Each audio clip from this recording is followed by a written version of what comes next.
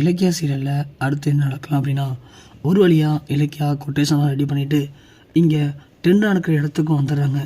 ஆனால் எஸ்எஸ்கே தாச்சானி 2 பேருமே அதே அந்த கொட்டேஷன் எடுத்துக்கிட்டு டெண்டர் நடக்கிற இடத்துக்கு வந்துடுறாங்க. ஆனால் வந்த உடனே இலக்கியா பார்த்துட்டு எஸ்எஸ்கே தாச்சானி 2 பேரும், இங்கே பாரு இலக்கியா, நீ ரொம்ப ரொம்ப தப்பான இடத்துக்கு வந்திருக்க. இந்த இடத்துக்கு வரத்துக்கு ஒரு தகுதி வேணும்னு சொல்லியிருக்கேன். ஆனால் நீ கேட்க மாட்டே இலக்கியா. கேட்காம பாவம் இங்கே வந்திருக்கே, உனக்கு என்ன நடக்க போகுது தெரியுமா? இந்த டெண்டரை சத்தியமாக உன்னால் ஜெயிக்க முடியாது. நான் வேணால் உனக்கு ஒரு ஐடியா தரேன். நீ அசிங்கப்பட்டு நிற்கிறதுக்கு பதில் நீ இப்போவே கிளம்பிடலாம். அதுதான் உனக்கு நல்லது. இல்லைனா பாவம் நீ அசிங்கப்பட்டு போய் தான் நிற்க போகிற. திரும்பவும் சொல்கிறேன், ஒழுங்காக இங்கேருந்து ஓடிடு. அதுதான் உனக்கு நல்லது அப்படின்னு எஸ்எஸ்கே சொல்கிறாரு. ஆனால் இலக்கியா, இங்கே பாரு எஸ்எஸ்கே, எனக்கு தெரியும் என்ன பண்ணணும் அப்படின்னு. ஏன் இந்த டெண்டரில் உன்னால் ஜெயிக்க முடியும்னு உனக்கு நம்பிக்கை இருக்கும்போது என்னால் ஜெயிக்க முடியும்னு எனக்கு நம்பிக்கை இருக்கிறதுல உனக்கு என்ன பிரச்சனை? நீ மோதி பார்க்கலான்னு முடிவு பண்ணியாச்சுல, அதுக்கப்புறம் எந்த கவலையும் வேணாம் உனக்கு. வா, நீயா நானு மோதி பார்த்துருவோம் அப்படின்னு இலக்கியா சொல்கிறாங்க. தாச்சன்னொன்னே, ஏய் இங்கே பாடி, என்ன மோதி பார்க்குற அளவுக்கு நீ வளர்ந்துட்டியா என்ன? பிஸ்னஸ் நம்ம உனக்கு என்னன்னு தெரியுமா? பிஸ்னஸில் நாங்கள் பழந்துன்னு கொட்டை போட்டவங்க. நேத்தி டெண்டர் எடுக்க வந்துட்டு இன்றைக்கி என்னமோ எங்கள்கிட்டயே மோதி பார்க்குறியா? ஏதோ போனால் போது அசிங்கப்பட்டு நிற்கணுமே அப்படின்னு தான் உனக்கு ஒரு வாய்ப்பு கொடுத்தோம், ஓடி போய்டு அப்படின்னு. ஆனால் நீ அந்த வாய்ப்பையும் தட்டி படிச்சுட்ட. கண்டிப்பாக நீ இன்றைக்கி அசிங்கப்பட்டு தான் போகிற. வாங்க எஸ்எஸ்கே உள்ளே போகலாம் அப்படின்னு எஸ்எஸ்கே தாச்சனி உள்ளே வந்துடுறாங்க. இலக்கியாவும் உள்ளே வந்துடுறாங்க. ஆனால் இருந்தாலும் எஸ்எஸ்கேவுக்கு சின்ன டவுட்டு. ஏன்னா பைரவி சொன்ன மாதிரி செஞ்சுருப்பா அப்படின்னு பைரவிட்டே கால் பண்ணி, பைரவி, அந்த இலக்கியா ரொம்ப கான்ஃபிடண்டாக இங்கே உட்காந்துருக்கா. நீ நேற்றி மாற்றி வச்சிட்டல எஸ்எஸ்கே, என்ன சந்தேகம் உங்களுக்கு? நான் தான் உங்கள்கிட்ட சொன்னல என்ன அமௌண்ட் அவள் கோட் பண்ணியிருக்கான்னு சொல்லிட்டு. நான் அதை எடுத்துட்டேன். ஆனால் அவள் இப்போ கையில் வச்சுருக்க கொட்டேஷன் தப்பான கொட்டேஷன். கண்டிப்பாக அதனால் அவள் ஏமாந்து போய் தான் நிற்க போகிறா. உங்ககிட்ட மட்டும் இல்லை, எல்லார்ட்டையும் அவள் அசிங்கப்பட்டு போய் தான் நிற்க போகிறா. அதில் உங்களுக்கு எந்த கவலையும் வேணாம் அப்படின்னு பைரவி சொல்கிறாங்க. எஸ்எஸ்கே ஒன்று, சரி பைரவி நான் முடிச்சுட்டு பண்ணுறேன்னு வச்சுறாங்க. தாச்சானி ஒன்று, என்னாச்சு எஸ்எஸ்கே?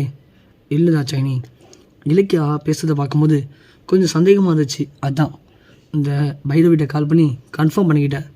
என்ன சொன்னான் பைரவி? அதெல்லாம் பக்காவாக பண்ணிட்டாலாம். இலக்கியா வச்சுருக்கிறது தப்பான கொட்டேஷன் தான். அந்த கொட்டேஷனை மூவ் பண்ணால் இலக்கியா அசிங்கப்பட்டு நிற்க போகிறது கன்ஃபார்ம். அதில் எந்த சந்தேகமும் இல்லை அப்படின்னு இங்கே எஸ்எஸ்கே சொல்கிறாரு. கொஞ்ச நேரத்தில் கொட்டேஷனுக்கு எல்லோரும் வந்துடுறாங்க. டெண்டர் ஆரம்பிக்க போது அவங்கவுங்க எடுத்து வந்த கொட்டேஷனை இந்த கொட்டேஷன் பாக்ஸில் போடுங்கன்னு சொல்கிறாங்க. போயிட்டு எல்லோரும் போடும்போது இலக்கியாவும் போட போகிறாங்க. எஸ்எஸ்கே இலக்கியா பார்த்து, இங்கே போய் இலக்கியா, உன் நம்பிக்கையை பார்க்கும்போது எனக்கு ரொம்ப பெருமையாக இருக்குது. இருந்தாலும் உன்னை பார்க்க கொஞ்சம் பாவமாகவும் இருக்குது. பாவம், புருஷன் வர இப்போ ஜெயிலுக்கு போயிட்டான். நீ மட்டும் தான் தனியாக போராடிட்டுருக்க. உன்னால் மட்டும் என்ன பண்ண முடியும் சொல்லு? உன் புருஷன் சொத்துக்காக சொந்த தம்பியவே கடத்தி ஜெயிலில் போயிட்டு உட்காந்துருக்கான். அவனையும் காப்பாற்றணும். இப்படி அவன் ஏற்கனவே ஜெயிலுக்கு போனது ஊர் ஃபுல்லாக தெரிஞ்சு போச்சு. எல்லோரும் கௌதம் குரூப் ஆஃப் கம்பெனியை ஒரு மாதிரி பார்க்குறாங்க. இந்த நேரத்தில் இந்த டெண்டரில் தோற்று போய் நீ அசிங்கப்படுறது மட்டும் இல்லாமல் உன் கம்பெனி பேரும் சேர்ந்து கெட்டு போயிடும் தான் சொல்கிறேன். திரும்ப திரும்ப சொல்கிறேன், நல்லா புரிஞ்சுக்கோ. ஒன்றால் இந்த கொட்டேஷனை ஜெயிக்கவே முடியாது. அதில் 1% கூட வாய்ப்பு இல்லை. அதனால் இந்த லெட்டர் எடுத்துகிட்டு நீ இப்போயே ஓடிப்படு. இந்த கொட்டேஷன் டோட்டலி வேஸ்ட்டாக இருக்க போது இந்த டெண்டர் ஜெயிக்கிற அளவுக்கு ஒன்றால் கொட்டேஷன் ரெடி பண்ணவும் முடியாது அப்படின்னு எஸ்எஸ்கே சொல்கிறாரு. இலக்கியா பார்த்துட்டு சிரிச்சுக்கிட்டு, இங்கே பாரு எஸ்எஸ்கே, அதை நான் பார்த்துக்கிறேன். யார் அசிங்கப்பட போகிறா, யாருக்கு டெண்டர் கிடைக்க போகுது அப்படிங்கிறத கொட்டேஷனை பிரித்து பார்த்துட்டு அவங்க முடிவு பண்ணுவாங்க. நீங்கள் ஒன்றும் முடிவு பண்ண வேணாம் எஸ்எஸ்கே. பூச்சாண்டி வருதுன்னு என்ன ஒன்றும் பயமுறுத்த வேணாம். நான் ஒன்றும் சின்ன குழந்தையும் இல்லை. எல்லாத்தையும் தெரிஞ்சுக்கிட்டு பார்த்துக்கலான்ங்கிற முடிவோடு தான் வந்திருக்கேன். எதாக இருந்தாலும் சரி மோதி பார்த்துக்கலாம் எஸ்எஸ்கே அப்படின்னு இலக்கியா அந்த கொட்டேஷன் உள்ளே போட்டுட்டு போகிறாங்க. நம்ம தாச்சாரி ஒன்று, பார்த்தீங்களா எஸ்எஸ்கே, அந்த இலக்கியாவுக்கு இவ்வளோ திமிரு பார்த்தீங்களா? இவெல்லாம் இல்லாத முடியும் அசிங்கப்பட்டு நிற்கணும். அப்போ தான் இவெல்லாம் அடங்குவா எஸ்எஸ்கே. வாங்க, இவளை ஏன் திரும்ப திரும்ப இது பண்ணிட்டுருக்கீங்க? கண்டிப்பாக நாம் தான் ஜெயிக்க போகிறோம். அதில் எனக்கு நம்பிக்கையும் இருக்குது, உறுதியும் இருக்குது. ஏன்னா பைரவி மாற்றி வச்சுருக்கா. அதை எடுத்து வந்துட்டு இவன் என்னமோ இந்த ஆட்டம் ஆடிட்டுருக்கால, விடுங்க அசிங்கப்பட்டு நிற்கட்டும், பார்த்துக்கலான்னு சொல்லிட்டு உட்காராங்க. டெண்டருக்கு வந்த அந்த அதிகாரிகளும் கொட்டேஷன் எல்லாத்தையும் எடுத்து பார்த்துட்டு அவங்க இந்த டெண்டருக்கான எல்லா கொட்டேஷனையும் பார்த்தாச்சு. யார் யார் எவ்வளோ கோட் பண்ணியிருக்கீங்க, யாருடைய கொட்டேஷன் இந்த டெண்டருக்கு ரொம்ப வேல்யூவாக இருக்குது, யார் ரொம்ப கம்மியாக கொட்டேஷன் போட்டிருக்கீங்கிறத பார்த்துட்டோம். ஸோ அவங்களுக்கு தான் இந்த கொட்டேஷன் நாங்கள் தரப்போகிறோம். அது வேறு யாரும் இல்லை அப்படின்னு சொல்லி அவங்க சொல்லவும் எஸ்எஸ்கே தாட்சாயணி 2 பேரும் நம்மள தான் இருக்க போகிறோம் அப்படின்னு ரொம்ப ஆசாசியாக காத்திருக்காங்க. ஆனால் அந்த டெண்டரில் உள்ளவங்க இந்த டெண்டரை யாருக்கு கொடுக்க போகிறோம் அப்படின்னா 2995 ரூபாய்க்கு எஸ்எஸ்கே குரூப் ஆஃப் கம்பெனி இந்த டெண்டரை அப்ளை பண்ணியிருக்காங்க அப்படின்னு சொல்லவும் எஸ்எஸ்கே தாட்சாயணி 2 பேரும் பயங்கரமாக சந்தோஷப்படுறாங்க. இலக்கியா பாத்தியா, இதுக்கு தாண்டி ஓவராக ஆடக்கூடாதுன்னு சொல்கிறது பாரு, இப்போ தோற்று போயிட்டியா, அசிங்கப்பட்டியா, இது உனக்கு தேவையாடி அப்படின்னு தாட்சாயணி சொல்ல, ஆனால் அப்படின்னு இந்த அதிகாரி சொல்லும்போது எஸ்எஸ்கே வம்சம் ஷாக்காகி என்ன இரு தாட்சாயணி இதை சொல்கிறாங்க அப்படின்னு கேட்குறாங்க. இந்த எஸ்எஸ்கே குரூப் ஆஃப் கம்பெனி 2995 ரூபாய்க்கு கோட் பண்ணியிருக்காங்க.